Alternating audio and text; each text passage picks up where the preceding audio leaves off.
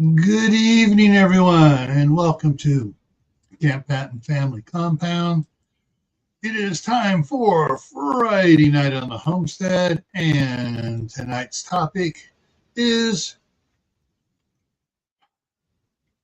automobile software hacking, and that's just the tip of the iceberg. So, how's everybody doing here?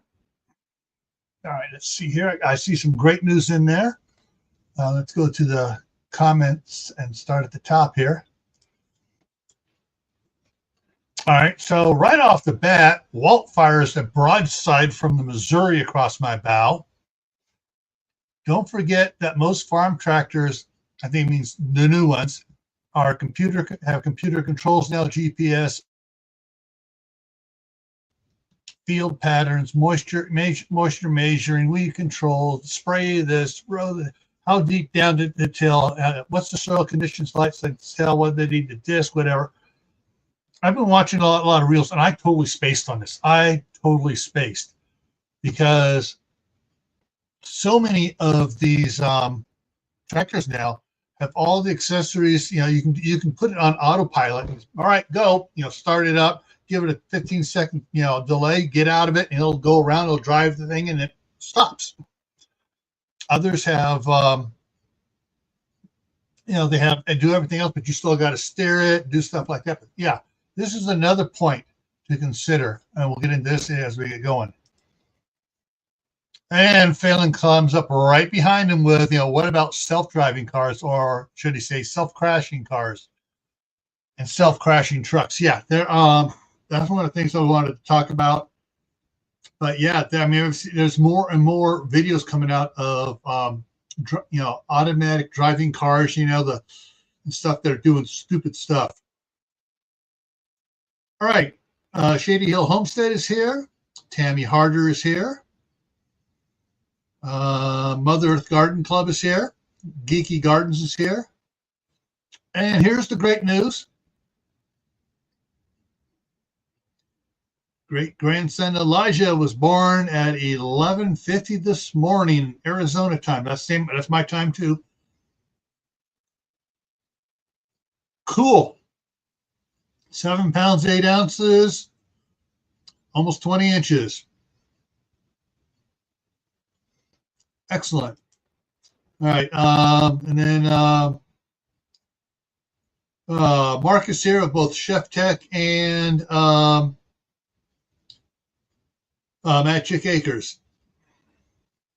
All righty. So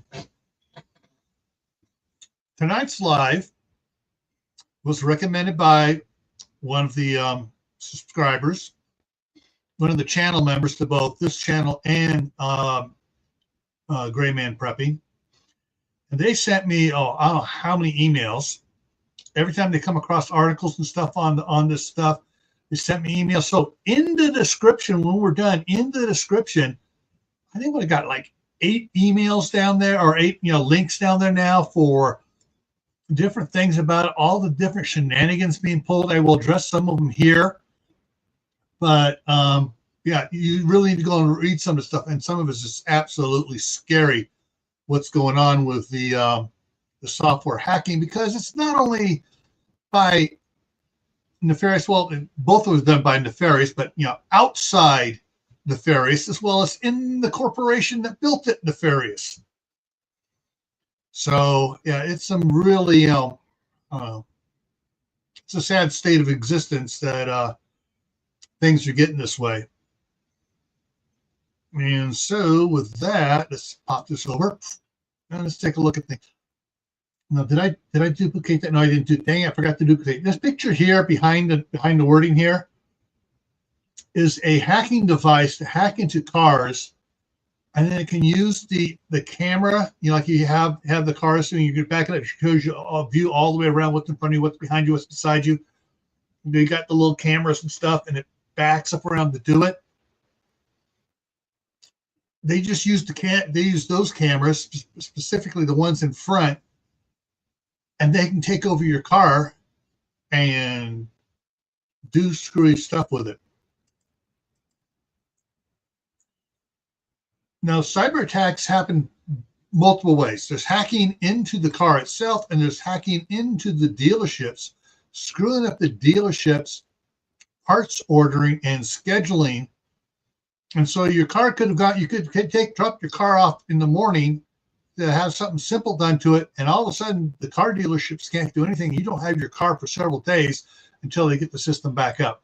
I mean, this is one of the headlines from ABC News in Chattanooga. So shout out to them for putting this one up.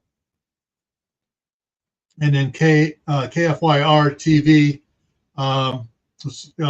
did a thing about what was happening inside the maintenance space and stuff. The guys, they get the car apart, and it's like, okay, we need this and this and this to get together. Oh, we don't have that part in our inventory. We need to get it over here. It should be here this afternoon. And then they get hacked, and then it's nobody can find that part anywhere at the central hub and everything else, or any place else, and they're just kind of screwed.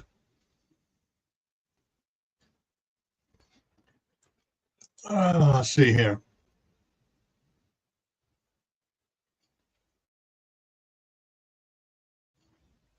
What I got that's so funny about this picture here.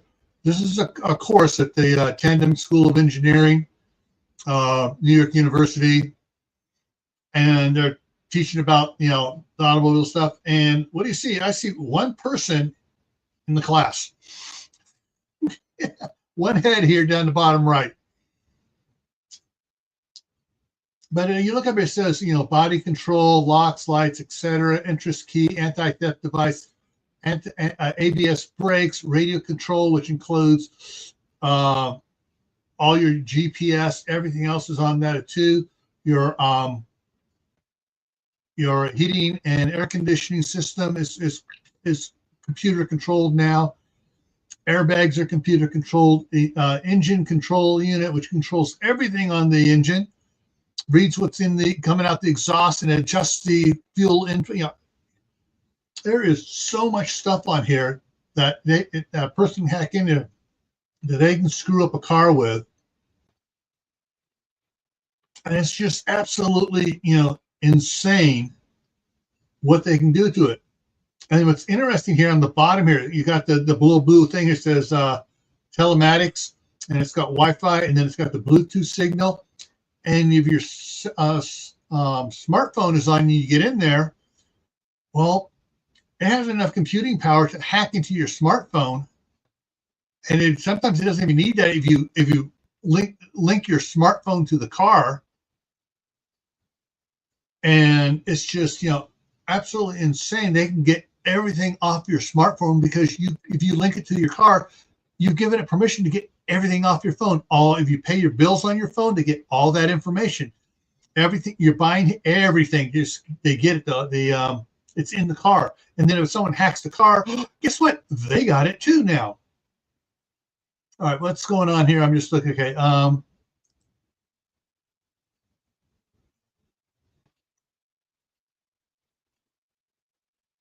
Yeah.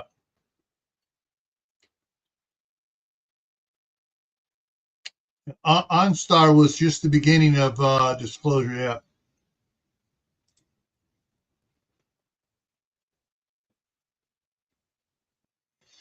Well, Jack, I would like to go to a 60-year-old car. I had one, and when my parents sold the property, I had to move it elsewhere because they had an acre and a quarter, and I had some vehicles over there and stuff. Anyways, I had a 1965 Dodge 300 Power Wagon, crew cab, four-wheel drive, manual all the manual stuff. I mean, I could crawl underneath the hood of that thing. If it was having problems in the middle of the rain, pull the hood almost shut on myself and work on it. All right, let's go to the next slide here. I've seen several videos about this. Plus, this story here is in one of the links that is in the description down there that was sent to me. And the link was talking about what's going on in Canada, but you you buy an electric car, pay it off, and then be told you don't own the battery. The battery wasn't included in the sale price. And then they hold you hostage by reprogramming your car to limit its speed, how fast, its speed, where you can go. They can do all sorts of screwy things, and they are doing all sorts of screwy things over there in China and in other countries as well. And that's another reason not to have an electric car, but even with a regular car, they're doing stuff like that as well. All right, Mark, say here.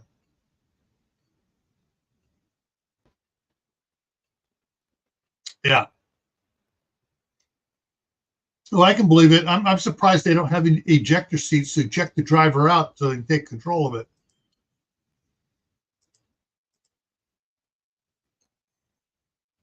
All right. This information is also included down below, but I also saw several different reels posted on both Facebook and shorts here on YouTube about people when they bought a new car and they thought all they had to do was do one certain thing to deactivate all the data gathering stuff on the car. And then later on, they go in and find out, use this app and then do this login, and you find all the stuff that's still being collected by the car itself and sent to the manufacturer of the car. And so, like, if you have if you have your credit card information on your phone I need to buy something on Amazon or I need to pay for something here, they hack into your phone, get your credit card and debit card information off of the phone. If you store anything in there for like going for a doctor or dentist and stuff, you have personal information on there, boom, they got it. And it's both the dealerships, not the dealerships, the manufacturer and the hackers that are hacking into it. Okay.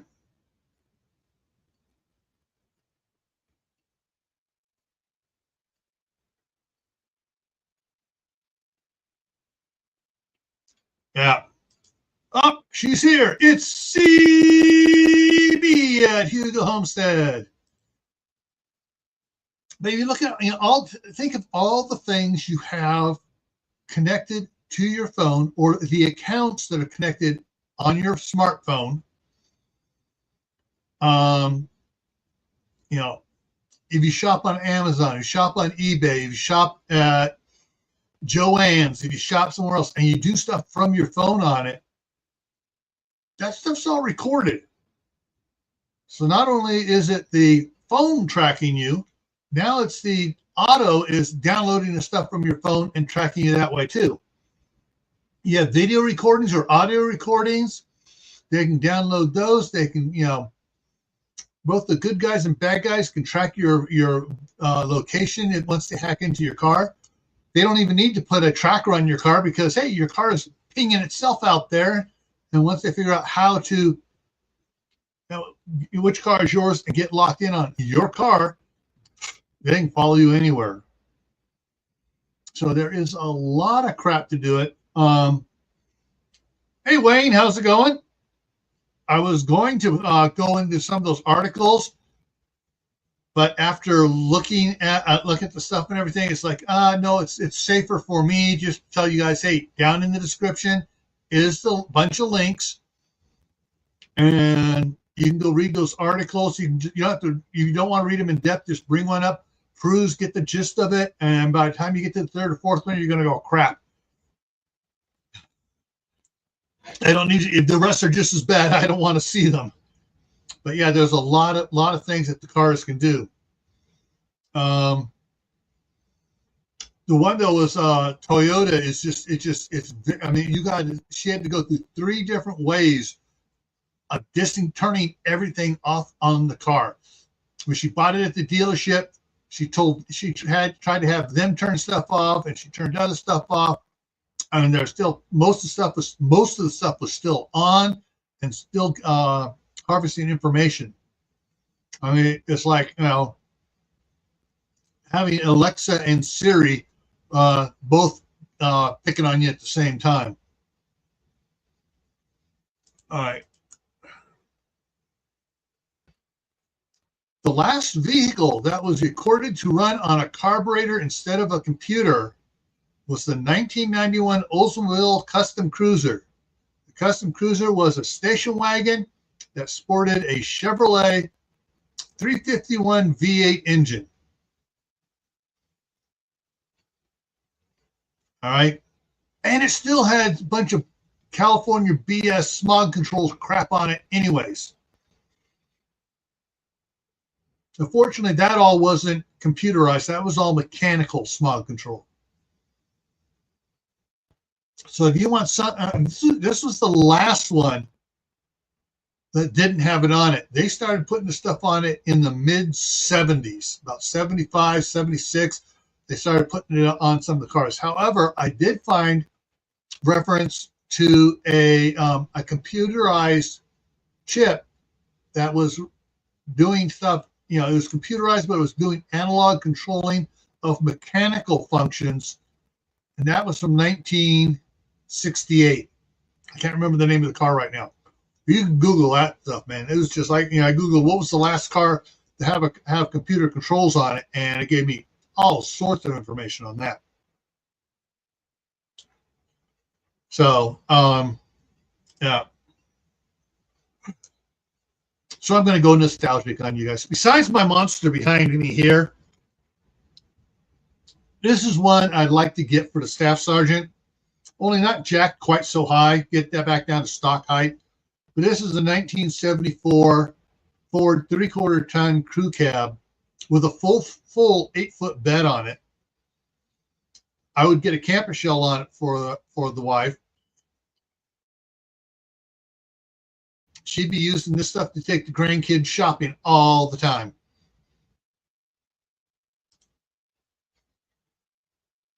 Yep. I missed the my mom's 1971 Ford Galaxy 500 that they accidentally dropped a police interceptor in it. And it had the serial number, everything. We could tell it came up as a police interceptor. 429. Woo! But yeah. So this is one of the ones I'd like to go back to old stuff I've been looking at. And in the last 3 years, starting late 2021 and into 2022, the prices on some of these older cars have gone up 5 times. Not doubled, not tripled, not quadrupled. So whatever 5 is. And it's just and that's not in pristine condition. This one here would probably be about 30,000 now. Well, there we go. This is the one my dad was thinking about getting, and when we were living in Fredonia, and 4-wheel drive, well, actually 6-wheel drive because it's got dualies on the back, crew cab, full 8-foot bed on it. Then the city government there decided, we're paying him too much to keep our stuff running. And so they started jerking him around on his pay. He said, okay. He made some phone calls, got a better paying job back in California, quit. And by the time I finished my senior year, they had to hire 3 people to replace my dad. But yeah, this was the one he was going to get.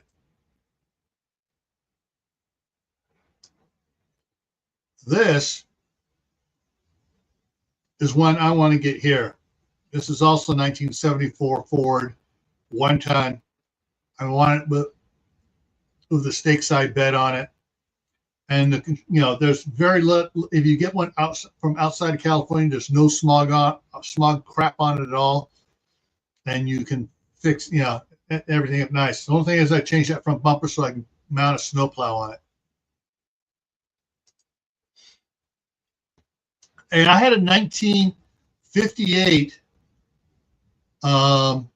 Chevy It wasn't the Nomad, but it was the Nomad had just the front doors on, didn't have the back passenger doors.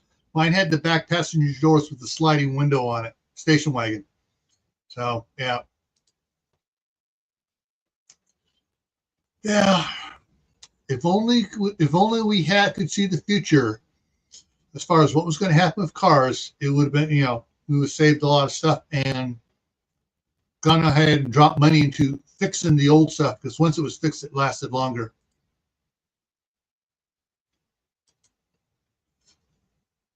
Oh, and I think that's so I got anything after? Oh yeah, yeah. The precursor of the SUV, no electronics. Most of these had 255 air conditioning on it, 2 windows down, doing 55 miles an hour. So yeah, I'm going to show some stuff here. Every car in this parking lot here, car show stuff, has absolutely zero computer on it.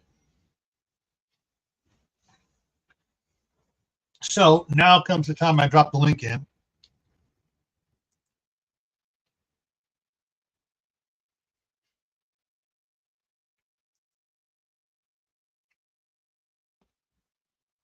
Yeah, this one here though is this was a the Woody. This is a Galaxy 500. This is about a 68, 67, I believe. And there's Mark down there. But yeah, and this is the sky blue, not the baby blue. The baby blue was even lighter in color. But and that's what all I have visual. Oh, I do have something else I'm going to bring over here. Hang on. Slide this over here.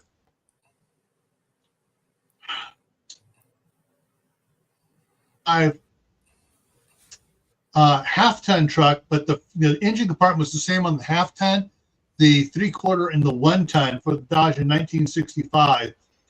Yeah, you can crawl in there and you can do work on that engine. You can stand next to it and pull the heads off. Exactly. And if you don't have the V8, if you happen to have the slant 6, you can stand on both sides of it at the same time and pull the head off. Yeah, you and a buddy can get in there and work on it, and do a total engine rebuild inside without removing it from the from inside the truck. Yeah. I miss my wagon. I grew up in a station wagon. I mean, everything we had a 62 Plymouth wagon that went everywhere. My dad had a gas station, so we drove that everywhere. And he bought a Torino wagon. We called it. It wasn't a fat body. We called it a rot body because the whole left rear just rotted out. Traded that on a Country Squire wood grain. Nothing says a station wagon. Then I need to make it look like a piece of wood.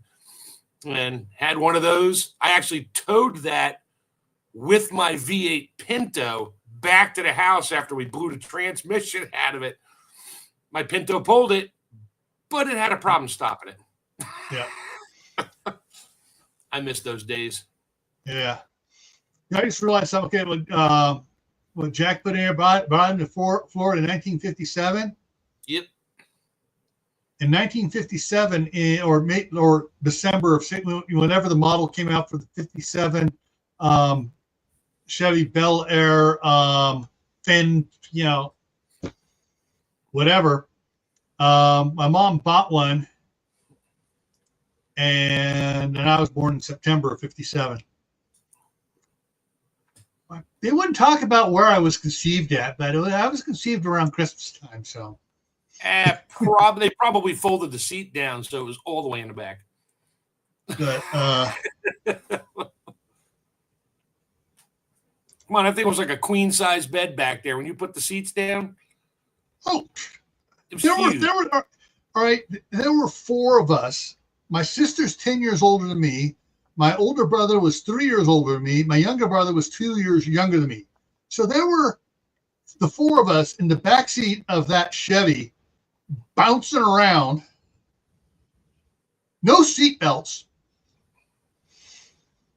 And, of course, my mom at the time was a teamster, driving for the motion picture studios, driving the stretch limos and stuff like that. She was good on tapping the brakes when we got stupid. Put us all on the floor. Yeah, after we got entangled, we sat nicely for a little bit. But yeah, I mean, these old vehicles here. I mean, just let me put that back up. And scroll down. These old things, and I'm just searching trucks, but these things here, bulletproof. Oh, there's even an older one. Powerway. That's this one here. Curtis, across the street, the mayor. Someone brought one in. It looked just about like this, all fancied up. And Curtis, on his stuff, he does interior restorations for that.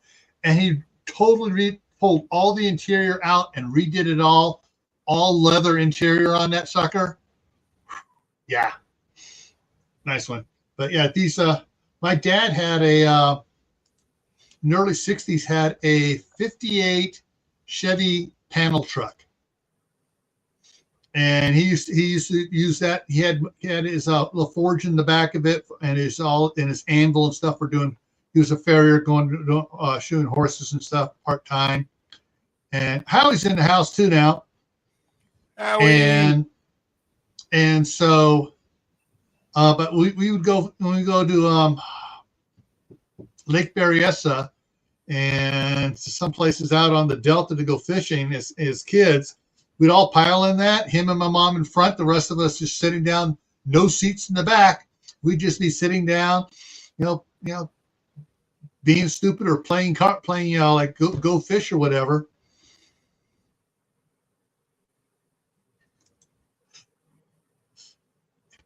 No seatbelt, garden hose drinker, metal slide at the playground in the summer, and the little merry-go-round. Everybody was spinning as fast as they can. Yeah, I survived all those too. And I'm a boomer, not an Xer. But yeah, but the interesting thing, my youngest son has surprised me. He wants to get a late '60s, early '70s Ranchero. He didn't know my dad had one, and my dad was driving it for work for quite a while. So actually, I think it's I think it was probably mid '60s Ranchero, 4 on the floor, and he wants to get one, but every time he gets up enough money to do it, he blows it on something else. More tools. Another bigger toolbox, and fills it full of tools. But yeah, if you want to avoid hacking a vehicle, old school stuff is. Let me see if I can do this here. 1960 cars. Let's see what this brings up. Yeah. All the nice cars from the 1960s. Back when they had convertibles that actually worked. All the nice cars from the 19... Oh, yeah! Yeah, I'll take the Batmobile. Yeah.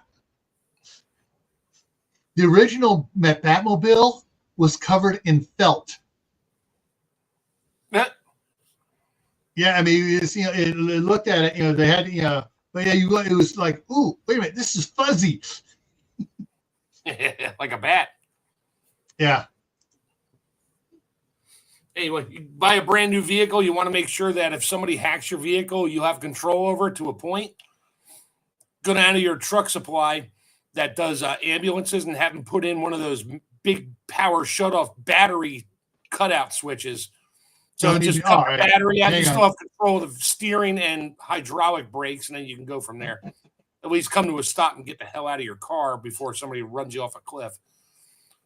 Battery. Disconnect switch. Yep, there it is.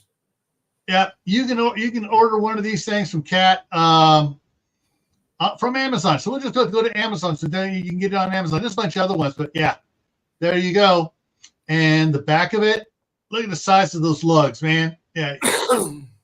This is made for some heavy duty voltage going through this thing here, because they generally have two 8D batteries, which are big, which weigh, when they're full, they weigh well over 100 pounds.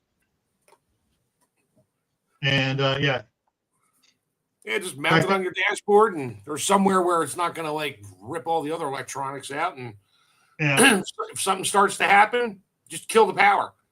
Nobody has control of your vehicle. You have mechanical steering control, hopefully. Yeah. Because everything's electronic. The rack and pinion is a linear motor now. Yeah. That's the weird stuff you can do at the dealership. My buddy hooks up the computer to my work van. And he's like, watch this. And he goes into one of his monitor modes. And he can just turn the steering wheel back and forth. I'm like, that's just frightening. Because somebody can literally, you be driving, they hack you. You don't even know it. They can disable the ignition switch. Lock your doors so you can't get out, disable the electric parking brake so you can't do that, disable the hydraulic master cylinder, which goes through an electronic control unit, and just turn your truck right into a tree or a ditch or oncoming traffic or whatever. It's frightening. Yes. I'm going to pull something up here. Hang on. I'm going to put this down here. Go down. Imagine what AI can do. Says, we need to just wreck everybody in this region. They'll just hook up to every single vehicle and just give you wide open throttle, and you have no control over it. Yeah. All right, I'm going to bring this. All right, so I'm going to go back to this. That first picture, I went and go ahead and pulled it out and put it in another spot here. Yeah, I mean, hey, they can do all the controls on your car with this terrorist football here, and they can control. You see, I don't know how well you can see over here on the left. They got all the points and stuff, controls of brakes and everything else, and yeah. And the only thing that hinders that is signal strength from whatever cell towers they're using, or if they're following you in a van. Well, that too. If they hook directly up to it or through your free hotspot internet built into your vehicle. Yeah. Yeah. Yeah. Yeah. Right now, my wife is finally considering that maybe we shouldn't have gotten rid of my my 89 F350. Maybe we should have just gone ahead and had it. Had my cousin rebuild it and redo the engine for a couple $1,000s. We got rid of it. Oh, geez. We had it for almost 20 years before we got rid of it. 89. What was in that? A 6.9 or a 7.3 IDI? That was the diesel 460. Oh, it was twin dual tank gas sucking pig. You got gallons per mile, not miles per gallon. No, I got miles per gallon. I got 8 miles per gallon when I was pulling stuff downhill on the highway. No. Actually, I used it at work. When I was working for Mountain Cascade, part of the time, and we had on the one job site we had an old right. So you got see if you have like a gas truck that on the front it has a little trailer on the back, one of those 23-foot trailers. We had a couple of those that had been converted into water tanks, and so they just hook it up behind the dozer and pull through the field, and they had pumps on it. It would just be spraying water because they didn't want to get the regular water trucks out and get them stuck. So they just pull it around the dozer. They pull it back to the thing, and they call, "Hey, can you move that over here?" The other guy is off somewhere else. So I'd take my truck over there, pull it over the hydrant, fill it up, pull it back to them with my pickup, pull it back out to the field with a dozer to get to it and disconnect from it, and they'd back up and grab it and go. That was because we had 2 water trucks that had the same exact engine in the water truck, just a little bit different transmission. Whereas mine was a 3-speed automatic. They had this. They had what was it? The 10-speed automatic. You know. Yeah, you had 4-wheel drives. You just put it in low range and creep your way along. Oh, it was 2-wheel drive? It was 2-wheel drive, but it was dualies in the back. Oh, okay. So yeah. But yeah, there's if you're worried about this, save up your money, go old school. Granted, you're not going to have all the fun stuff on it, but here's the thing I hate about new cars. No, especially no. I'm talking about just getting into it. Oh my God. Most of the Fords for several years now have 1 key on the driver's door. None of the other doors have keys. Yep. My wife's Honda's like that. Not even in the trunk. You have to get in the front to pop the trunk. At least that's like a cable on it. It's not electronic. My Murano out here, it's electric. Of course, it's a hatchback. This one goes, and then doesn't open up high enough because it's got the motor on it, and so if you walk at it from the side, you hit your head. My mom's car used to kill me. I'd forget to grab my dad's keys after he passed away to take her car. She had a Ford Freestyle, and it had the memory seats. So when you shut the car off, the seat goes all the way back, and then whatever. So I would unlock the door, and I would get in the car with the remote. I'd get in the car and turn the key on. All of a sudden, I was in the movie Christine, getting my face jammed up against the freaking windshield before I could figure out what the hell was going on. And I took it down to the dealership. I said, disable this crap. She liked it, but I was like, get over it. You're the only one that ever drives it unless I come up, in which case you can always move your seat back where it needs to be. At least with the Murano, my Murano out here has 2 settings. Mm-hmm.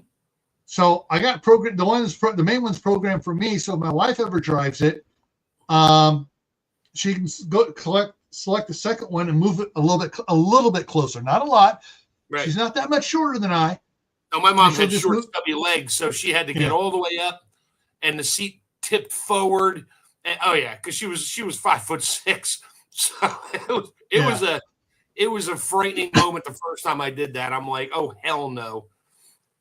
Yeah, the first car that we owned that had air conditioning in it was that 71 Ford Galaxy 500. Everything else had 255 or 455 air conditioning. We had 265. Roll the windows down. Nothing's worse than the windows are down. My dad's got the fly window or the wing window open. Turned in, and we're driving down the highway, and I got my face sort of looking out the window, and pow, right in the eye with a hot cigarette ash. I'm like, he's like, right your window up. I'm like, okay. But it was hot. Well, we had bigger problems than cigarette ashes because my parents didn't smoke. At least my dad didn't smoke in sight of any of us. Was if you're going down, we turn that window in like that. Sure as shooting, there'd be some bees flying around or a wasp or something. Oh yeah. Yep. I love my fly window on my '89 wagon because you could open up a little bit, which sucked the air out. But if you flipped it the other way, it would just blow horrendous amounts of air right into your belly. It was great. It would keep you cool on the worst day of the year as long as you were doing 60 miles an hour. Yeah. And the older cars we had, besides the windows down, they did have that little floor vent off on the side there that you pull the lever on, it'd open it up. Problem is, when you go to open it up the first time in the summertime, the amount of dust that came in is driving all winter with it closed. Yep. But hey, I would gladly go back and put up with that to get away from all this electronic crap on the cars. Oh yeah, you got to set your temperature and the little blend door, and then the little tiny motor goes bad, and it costs you $4,000 for them to pull the dashboard out to put a $30 part in there, because that's one of the first things that gets bolted to the plenum unit before they build the dashboard, and then bolt the whole thing in. Yeah, like everything else in cars these days. Yeah. Hey, did I friend you on Facebook? Or did I think I friended you, either Camppatton or Gil. I haven't been on Gray Man Prepping yet. I think I did on one of them. If you go to my profile and go to my pictures, you can see all my cars. Yeah. At least the wagon and the Pinto and stuff like that. And the one I ran into a tree with bloody handprints on it. Yeah, that was fun. I just had a thought. So, Tammy Harder learned how to fix vehicles at a young age. Yep. Or her husband did. Okay. Did he teach you how to do stuff? How to fix cars and identify cars and everything else, and be like Mona Lisa, I forget the last name, from My Cousin Vinny. Oh yeah, Lisa. I just call her Lisa. Yeah. Yeah. That's a trick question. Nobody can answer that. Why is it a quick question? Because they didn't make a blah, blah, blah, blah, blah, blah, blah, and that. It didn't come out with a 4-barrel carburetor until 1968. Yeah. But if it was this model Bel Air and blah, blah, blah, the timing would be 3 degrees before top dead center. Yeah, we watched too much TV. That was a funny episode. That is an absolutely fantastic movie. Absolutely. Heck no, I haven't taught you anything. What is a ute?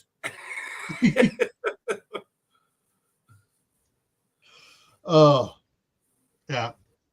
But that movie should have taught a lot of people is like, crap, maybe I ought to get an older car. Nah, they don't want an older car because nobody has the time or knowledge to want to fix stuff. Here, The thing is, a lot of times, unless it was something catastrophic, it was generally an easy fix. I mean, in high school, I used to do everybody's points and condensers, and spark plug. I'd give 10 years later, I forgot because I stopped doing it after I got out of high school. 10 years later, it's like, how do I do this again? And then now it's like, there you go. 1966. First thing it shows you in there is how an internal combustion engine works. Then it shows you things like from the old Model Ts and that, how to take your spark plugs apart and clean them and put them back in and set your gap and coils and yeah. Oh yeah. Okay, see. 19. I still have all my motors books that my dad had from everything from the 50s up into the early 70s. All the Chilton and Motors books, the repair manuals and that. That was great. That was his Bible when he had his gas stations.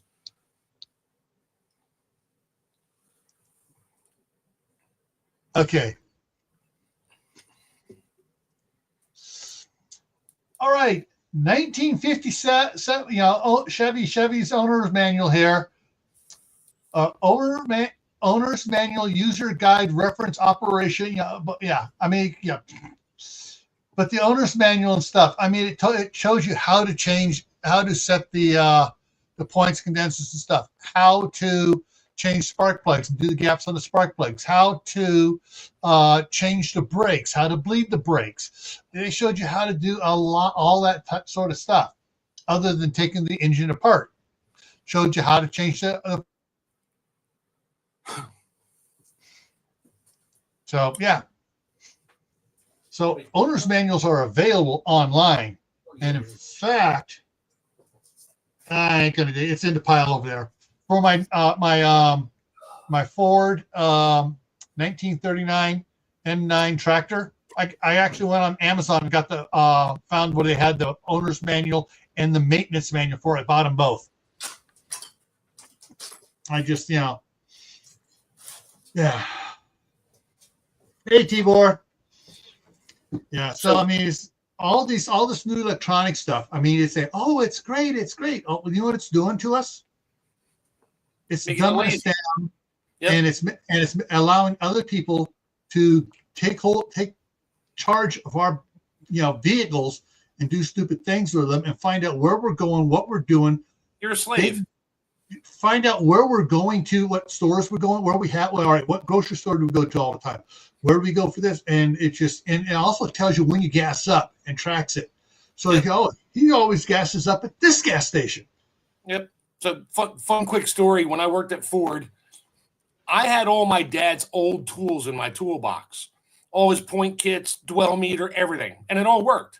And some guy came into the front and said, "Hey, is there anybody here who can work on my 68 Mustang 351 Cleveland?" And my boss knew, right? So it was a semi-restored. It was like not his daily driver, but he drove it. So my boss comes back to me. He's like, "Hey, I got a guy up here with a 68 Mustang 351 looking for some work to be done. What do you think?" I just walked up there. I was like, "What do you need done?" He's like, "I need a tune-up." I was like, "So points, plugs, condenser, rotor, cap, and set the timing, dwell, all that stuff." And he looks at me. He's like, "Yeah, you can do that?" I was like, "Yeah." He's like, "How much will that cost me?" I was like, "I don't know. Let's go to the parts department," because they had the antique library of Chilton Times, right? I said, "Let's see what this pays." So I pulled the book out. Just the spark plugs and the wires was like half hour. And then like the plug, the cap rotor, all that stuff, the total time, including setting the timing, was like 1.2 hours.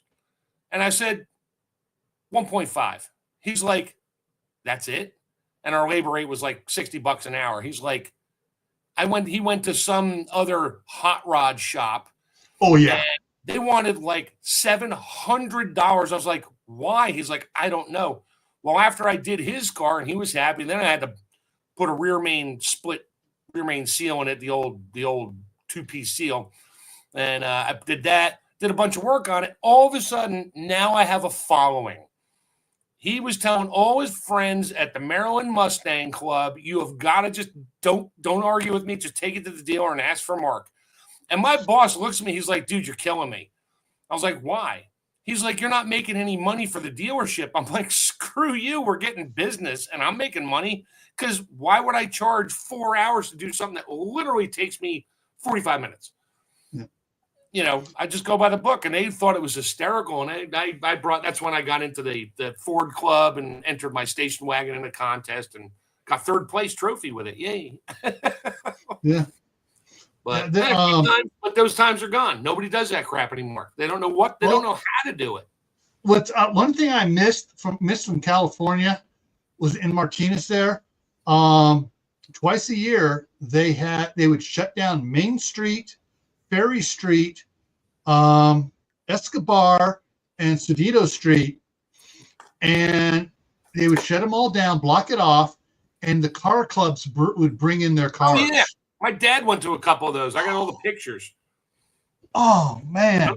I'm actually I got to work on my cousin who still lives in San Diego, and I'm seeing him tomorrow. I got to go to a funeral up in Jersey for my aunt, his mom, but he still has his 86 GT Mustang, and it got stolen once out of his driveway. They found it 2 blocks away because it stalled and they couldn't get it to start again or something. So they pushed it back to the house. He's still sitting on it. And I know somewhere he knows I want it because my dad and I always talked about it. My dad drove. I mean, everybody liked it. It's his little toy, but he's in his 70s now. He's my cousin. He's in his 70s and he's probably like, "You want it?" He'll ship it to me. He's rich. I mean, not rich, but he's got money. He'll just ship it to me. Yeah. He'll be like, "All right, give me your address. I'm just going to ship it to you." I'm like, "Oh, okay." Love to have it. Yeah, that's me. I still have my 289 out of my grandfather's 65 Fairlane wagon. That rode in my Pinto. Kept the motor, kept the C4 trans. That's still sitting in my my trailer outside here, like 20 feet from where I'm sitting. Haven't seen it in about 8 years, but I don't want to get rid of the 289. I want to drop that in my Ranger. Yeah. The that 65 Dodge 1-ton I had, when the guy sold it to me, Yeah, he gave me a spare 318 engine that he was going to put in it. A spare? A spare, yeah. Yeah. I drove for several years, and when my parents got rid of the property, a friend of mine I worked with two different companies for, he's three days older than I am. All right, it was just coincidence. I mean, we used to have we'd start birthdaying when his was on a Friday night. We'd start on Friday night for his birthday party, and then we'd have do stuff on Saturday, Sunday, and then Monday night after work for my birthday party. There you go. But I couldn't do it. I only paid $500 for it, and I didn't have a place to put it. I had the other vehicles and stuff, and my wife said, hey, you've only paid $500 for it, see if you can sell it for $500 for it. And I mentioned to him, he goes, I'll give you $1,000 for it. Yeah. So he bought it, grabbed the extra engine and everything else, and I got to find Gary's phone number to see what he's done, because he collected a lot of stuff. He had a 1941 chain drive Peterbilt, serial number 003. Chain drive. So basically, you had your transmission had shaft going to a differential stuff. Had small sprockets on it. It had massive chains going around the rear axle. It was built to be a logging truck. Jeez. Yeah. Would want to take it over. You were lucky if you could get that. You were lucky if you got that thing up to 45 miles an hour. I was gonna say, I wouldn't want to take it over 8. One of those chains comes loose, you just destroy the neighborhood.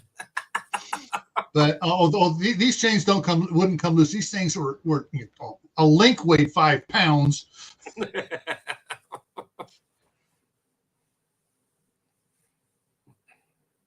Now you got me thinking. Now I just want to stuff that 289 in my Ranger, which would bolt right in. Yeah. Ever seen a Ford Ranger short? Oh, yeah. Ever seen the Ford Ranger shorts? Yeah. She keeps telling me to stick the, I forget which Volkswagen it is. It's a 4-cylinder diesel, whatever. And she's like, you've got to see this.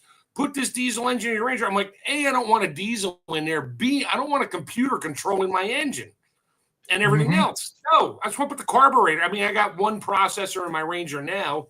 There's 3 computers in my Ranger when I'm in it. The PCM that runs the engine, the radio, and my cell phone. That's it. Yeah.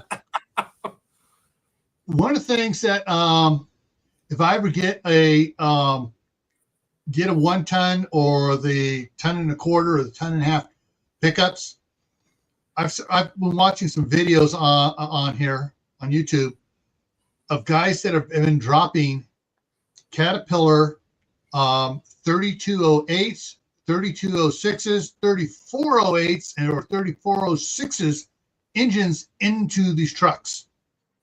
Well, like Super Duties? Super, like the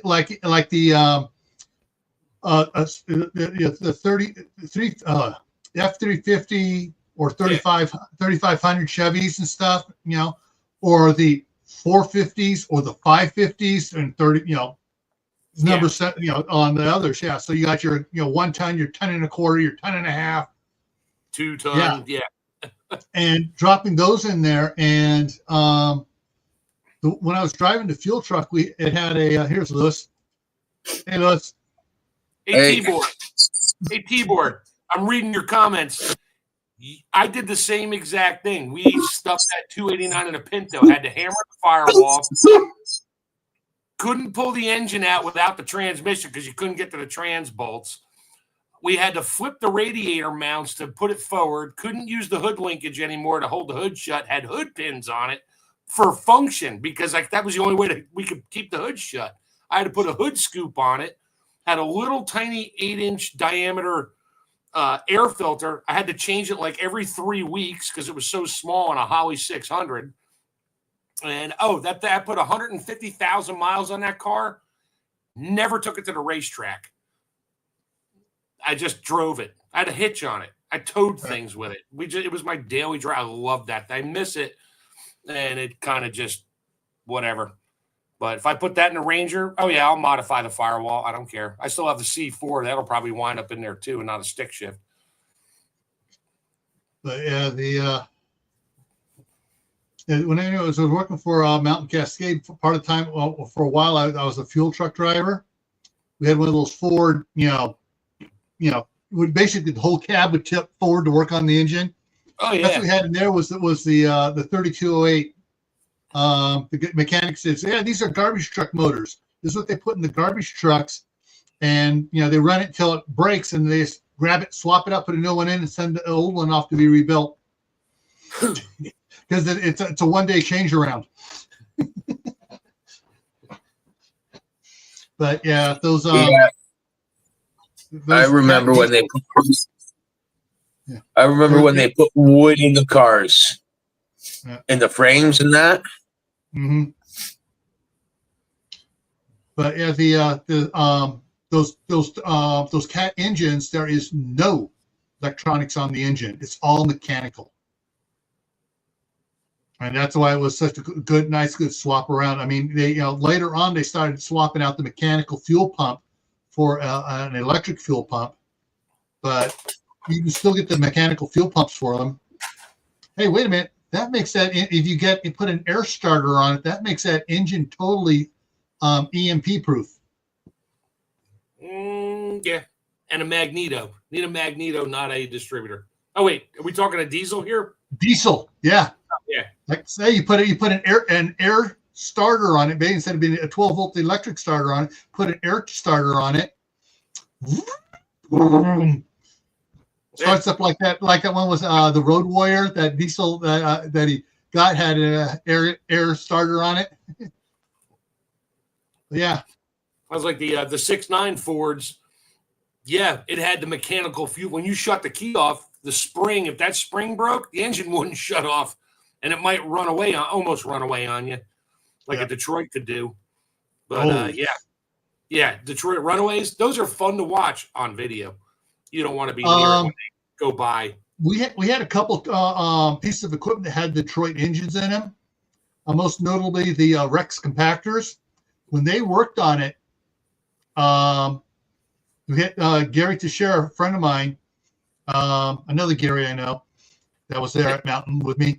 He would take the air intake off before he started working on it, take the bolts out, so it was flat there, and he had made a 1/4-inch steel flat pan, so it ran away. He just put it over the air intake. Yep. Stopped that puppy in a couple strokes, and no more runaway. And he said the runaway problem with the Detroits were you get an oil leak, and it would start burning the oil and just run away on the oil. Oh yeah, on a head gasket or a valve seat. Mm-hmm. Yep. So I had guys at the dealership saving all the transmission fluid that they were doing on transmission services. Run as long as it didn't have any other chemicals in it. Run it through filters, keep it in a barrel, and had twin tanks on their diesels. They'd load up the back tank with transmission fluid, start the engine on the front one, get the engine warmed up, and then flip it to the back tank. It ran smoother, sounded quieter, and had more power running on transmission fluid than it did on diesel. And in the wintertime, they just do 50-50. Throw some diesel back there and a little additive to keep it from gelling up and run it that way. Well, that's like the old diesel submarine motors. And some trucks too. Yeah. They would literally keep bottles of alcohol. The engine, the maintenance chief for the engine, this is off limit. This is the locker special stuff, and they needed extra speed and stuff. Oh yeah, thin down the mixture. Thin down the mixture, pick up the RPMs, run smoother, and it was hard on the engine. After a while, pray it didn't blow a cylinder out while you were doing 8 knots at 200 feet underwater. Yeah. Well, that's what all these big container ships. They all run on garbage. They just take oil and stuff. There's no emission controls out there. That's why there's always black smoke coming off these things. They literally just take used whatever they can find load the tanks up, and run it on it. Yeah. But yeah, that's one of the things that what was his name? Don. I can't remember his last name. His dad ran a trucking company in Buchanan, West Virginia. Most of their trucks they had were REO Speedwagons with military multi-fuel engines. They could run on diesel, gasoline, kerosene, alcohol, motor oil, tranny oil, anything. Oh, wait, you said that word. You can't say that word. What? Tranny oil. Come on. I can say a lot of. I'm talking mechanics. Right now, but we'll get banned real quick. I'm talking mechanics, not San Francisco. Yeah, I mean, over there, you just watch what they do. And the thing is, though, they would get cheap stuff to put in there, cheap oil and stuff, and then they had massive fuel filters on these things, and because they basically sometimes they'd get used oil or some quote bad oil or whatever, and then they would mix their own stuff and just run it through the filter and just run the heck out of those trucks. Do they have spark plugs in them? They had spark plugs. They had glow plugs. They were multi-fuel. I know the Hummer had one that was multi-fuel, and everybody's like, "Oh, you can run diesel or gas." I'm like, I can't process that. Going, how is that even possible? You have super high compression because of the diesel. You throw gas in there, it'll pre-ignite before the spark plug even thinks about going off and lock it up. But yeah, whatever. I'm not sure how they did it. I remember he said something about if you were running straight gasoline in it, there was a lever in the cab. You had to pull that lever, and it did something with the engine timing or whatever. So probably, yeah. Yeah. So yeah, it was fun stuff like that. Those type things there. That's why the other thing, my youngest son also wants to get one of these monsters. Well, yeah. Mechanical fuel pump. Yeah, and air brakes. Good luck with those when an airline goes bad. I know how to. I have fixed many air brakes on the truck on the weekends. I have no doubt you can fix it, but when you're on the road and it goes bad and Dad's not with him, he will be taught how to adjust his brakes and everything else before it goes on the road. He'll be trained how to replace the brake pods. But the thing with the mechanical fuel pump on it, and these things come with you have starters for them. I've seen the aftermarket starters, bigger starter, wider, longer, everything. It'll still fit in there. Has the battery cable to it, and then it has an airline going to it. Yeah. Dual function starter motor. Mm-hmm. You just better make sure that air tank is pressured up. And if not, you're on that bicycle pump for about 2 hours. No, that's where you get one of those 3-stage pumps for the air rifles. Put out a lot of air. But yeah. And the thing is, the air tank for the starters are a separate tank from the brakes. Air tank. Yep. And when you run out of air, lots of duct tape. Yeah, exactly.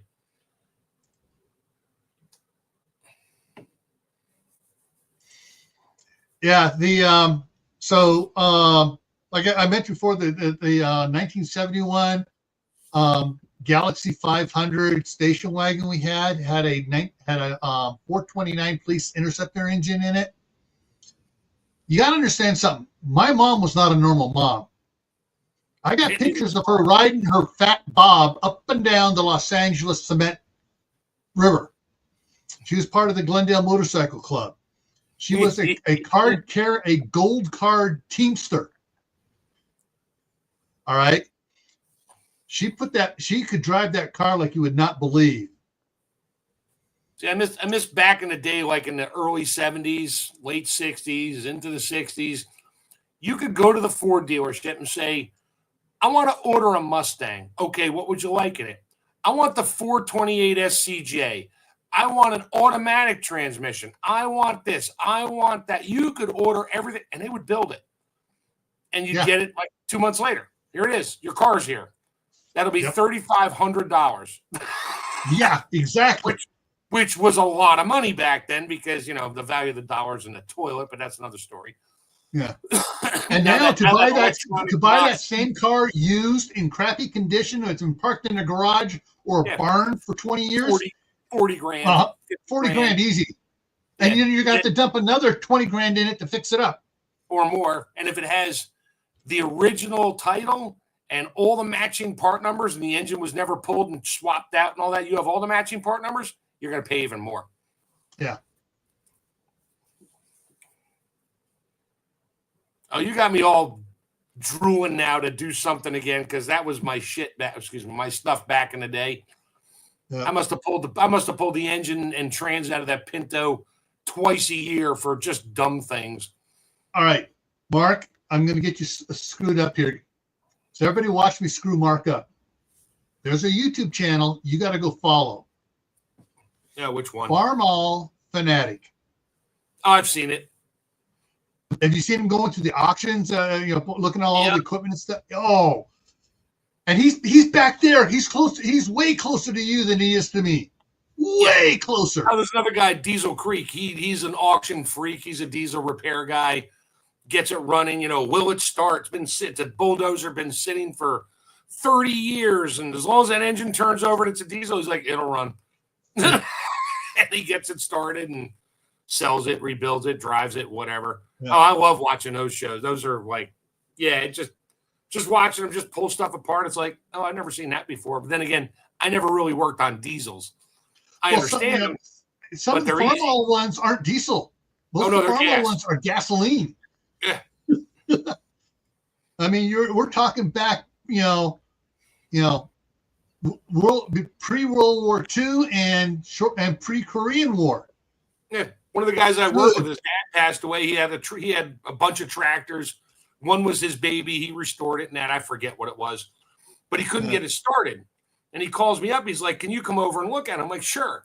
Well, it had a 6-volt battery in it. I was like, "Go get the 8-volt battery," because the 6-volt was barely enough to get those things to start. Got an 8-volt. Tried to turn it over. Gave a little shot of ether. It sort of puffed a little bit. I'm like, "Yeah, give me about an hour." He's like, "What are you gonna do?" I said, I can pull the bowl off the carburetor. It's all gummed up because it was sitting for like 8 years. Pull the bowl off, clean that out, pull the plugs out, clean those off, put it all back together again. And it had a hand crank on it, which sucked. So I would sit there. You got to watch out for a kickback on those hand cranks. Yeah. And I knew how to do all that. So, but it had an electric start, but it didn't really work right. And he said, Dad always had to hand crank this thing. I'm like, yeah, because the starter never got rebuilt. It's shot, and I'm not doing that. We got it started. Get it cranked, get it spinning over as fast as you can, pull back on the handle, and flip the freaking ignition switch and start blowing smoke and filling up the shop. Yeah, working on old cars and stuff, you need to become friends with the junkyards and the part wholesalers and stuff that are out there. Go over there, stop by to chat with them. Bring them some barbecue lunch one day.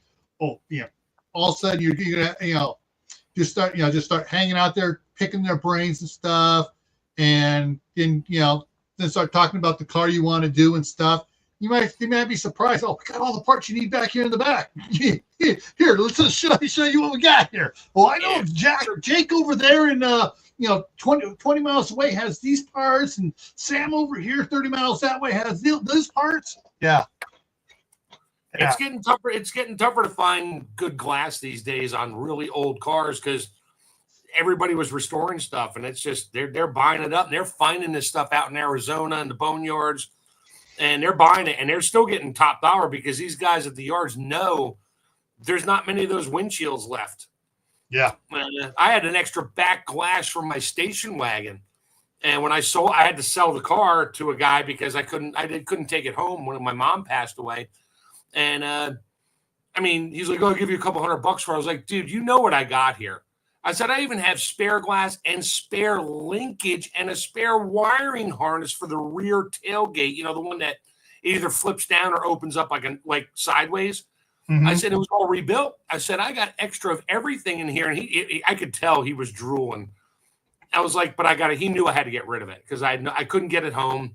It was like, way too far away and whatever. It was in the garage for like 14 years, my mom's house. Yeah. And it just took up space, so she didn't collect shit. So whatever. It's gone. I have pictures and videos of it leaving. It was a sad day, but yeah. Let me see what we got here. All right. Yeah, we've gone over a little bit. Some point, some tractors start with the shotgun shells. Mm-hmm. Oh yeah. Yep. Yeah. It was just a blank. Yeah, I've seen videos on that. That's cool to watch. It's like they put it in there, close the little breech on it, and smack it. And it whoop, fires up. It's like, how the hell did you start that? It's a 8-gauge blank shotgun shell. And then they take the shell back out and they go because those were brass shells. They take it back out, reload it, fold the ends back down, and use it again. Yep. All right, so tomorrow on Gray Man Prepping, the title is now called because I tried to do one title and the platform goes, "What's this? What's this?" Didn't want me to have that titled that way because they were, Anyways, it's basically so tomorrow's title is protecting your farm fowls, whether you got turkeys, pheasant, chickens, quail, whatever, and we're going to be talking about taking care of them. And tomorrow's going to have a couple of things down in the couple links in the description for tomorrow's because I don't even want to show them because Facebook has no problem with showing them, but this platform will. Yeah. Hey Rick, how's it going? So it'll be over. I'll have the link so you guys can go watch. They're short reels on it. I mean, they're less than a minute. And, the one might be a minute and a half, but very informative on it and taking you back into the those herbal books for keeping your chickens protected. So anyway, that's tomorrow night. And there's going to be a lot of tongue-in-cheek. There's going to be, I'm going to put the banner across the bottom, use this, use that, and, so everyone knows the code words, not to type in specific words. You mean like my chicken has a cold?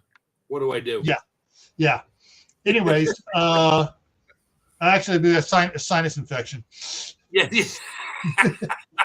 Anyways, on Monday, back here on Camppatton Family Compound, it's proper food freezing procedures. Tuesday on Tactical Tuesday, we're going to talk about pre-installed malware mainly on these things and the bigger ones and the one that doesn't move off my desk here. We're going to be talking about some of those things and what you can do about it and, who you can actually talk to about getting stuff done. All right. See you later, Howie. Later, Howie. And let's see. Right. So that's, and then Thursday is the Midnight Ride. Next Friday, we're going back to gardening. We're talking about, or actually the homesteading is what is your favorite homestead tool? I can tell you right now, mine has an engine in it, and I ride it. It has a name like a wild animal. Let's see, chicken soup. Yeah. Is Apple safer than the other? Not anymore. Oh, right now, Apple is worse than the others. Is it really? Oh well. Yes. What they're pulling now. And put it this way, some of the cool malware that they're doing is factory installed so they can do things. Yeah. All right, so that's what's coming up, folks. That's why I don't update anything. So Yeah. My 6-year-old, 5-year-old, 5-year-old iPad 2, 3, whatever it is. I can't run a lot of programs on it, but I can still go on YouTube and that. I just can't comment anymore. But the battery lasts all day. Yeah.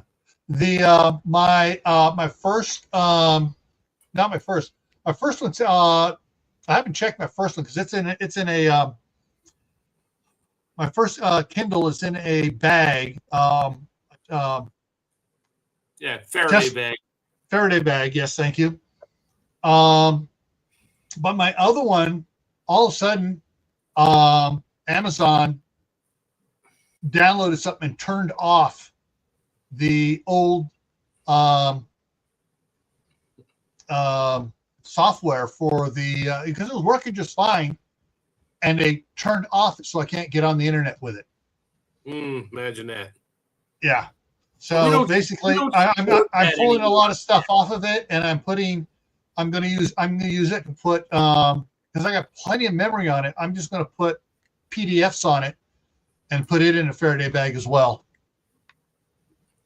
But it has every book I bought from Amazon on it, so I can still go read those books.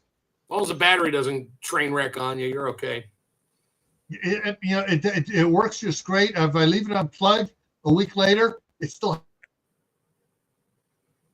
has 15% because it's no longer trying to hook up because when they did that, they killed that portion of it. So batteries lasted longer.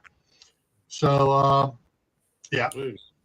Anyways, that's what's coming up here this next week. I'm going to give you guys a hint of something coming up on going on Green Man Prepping. Let me go over here and see when I'm starting it. Hey, I'm going to bail early here. I got to call my sister. I'll talk to you. Have a good night. All right. Night, Mark. All right. So starting in March on Survival Saturday, we're going to after the event stuff. And some examples is after China's economy collapses, what's your plan? After the supply chain fails, what are your plans? After the power grid collapses, what are your plans? So we're going to do events. And what are your plans if this happens? What are your plans? So that's what's that's coming up, and I got at least 2 months worth of events. So if you have an event you want to have explored, go ahead and email it me. It's at the bottom of the description of all my live streams. At the very bottom, you'll find the email for Camppatton Family Compound. You say, all right, here's an event, and I will. If it's not already in there, I'll add it to it. Oh, all right. Hey, well, Kaylin, afterwards, guess what? They're there.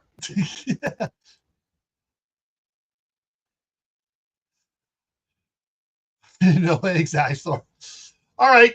See y'all later. Take care. Stay happy. And we'll see you hopefully tomorrow over on Survival Saturday on Gray Man Prepping.